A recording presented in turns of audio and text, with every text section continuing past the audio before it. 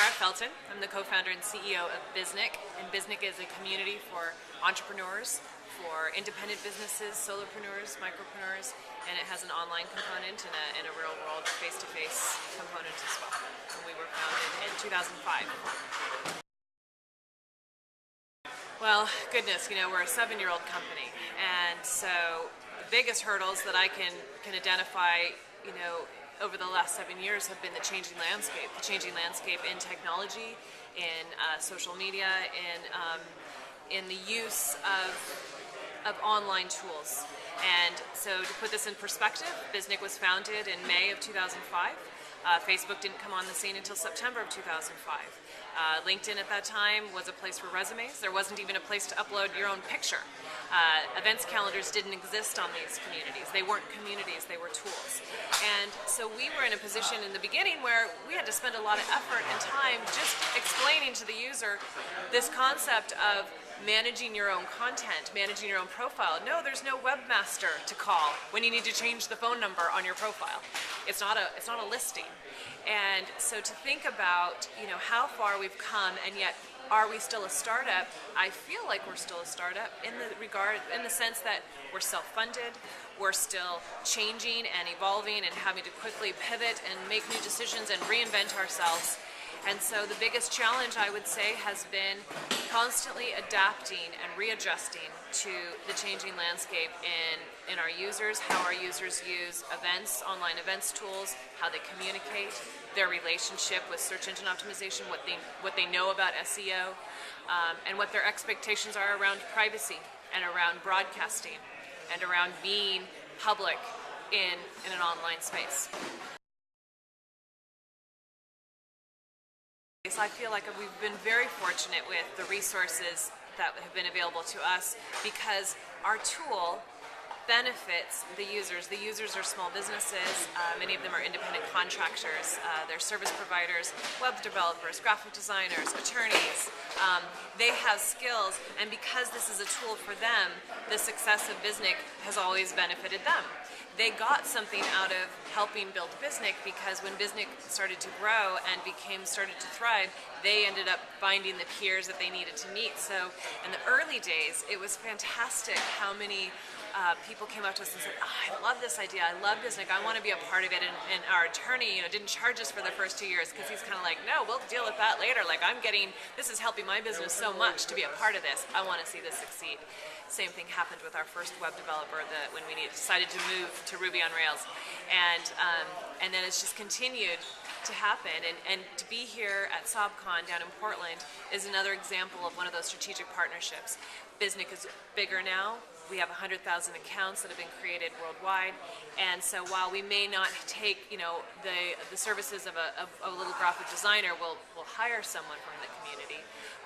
We are now in a place where SobCon wants to see us succeed because we have a lot to offer SobCon, and SobCon has a lot to offer us, and so it's really a mutual win-win relationship, and we're just expanding and looking for more of those. And so the most phenomenal resources that we've been able to take advantage of are the strategic partners that want to see us succeed, that we also want to see succeed.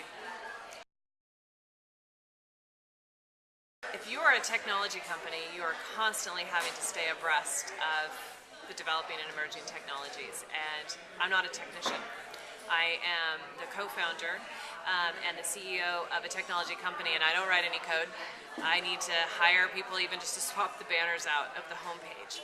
And when I hear about upgrades in Rails and upgrades in the service, and some of the plugins are all needing to be changed and swapped out, and when I hear about the new emerging mobile technologies and how people are using mobile and how they're preferring to use mobile to read their content and to share their content, and well, we're a web app, so now I need to start thinking about that. And all of that kind of updating and updating requires resources. So to be on the abyss is really to say, wow, how are we going to stay current? How are we going to stay relevant in this emerging technology? And as competitors come in, and as more and more people see the benefit of having an online community with a place to publish articles, as Biznik has, a place to engage with the users, to engage with the content, to elevate their SEO, to have a forum and an online calendar. As more people see value in that, more players come into the space. And we're left with needing to constantly reinvent ourselves or constantly remind the users of why we're relevant and why we're still important. The Biznik users inspire me to keep going. Again, as I've described them, they are small micro business owners. And to hear someone who's self-employed, hear them talk about it, and to hear all entrepreneurs, but to hear them talk about their passion, to hear them talk about why they do what they do, what is the reason that they're not going out and getting a job, why they're continuing to push forward with all this uncertainty, without the security, without the financial security, without the health insurance and the 401ks, why they do this. And when their eyes light up, and they get so excited about the vision that they have and the autonomy that they're developing and the team that they brought together, that they're working together with. And I hear those stories. I look at, that's exactly what I want to support.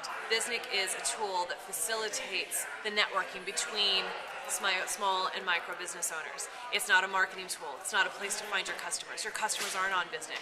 Your peers are on Biznik. And your peers are interested in having conversations with you and sharing resources with you and making introductions to who you need to meet and introducing you to new ideas and to new events and new conferences and telling you about this thing called SolveCon, for example. All of that is happening in this community, and that just continues to inspire me and make me keep pushing forward. Well, like I said, any small business owner is inspiring to me. The world is a happier place when more people are happy and living their passion.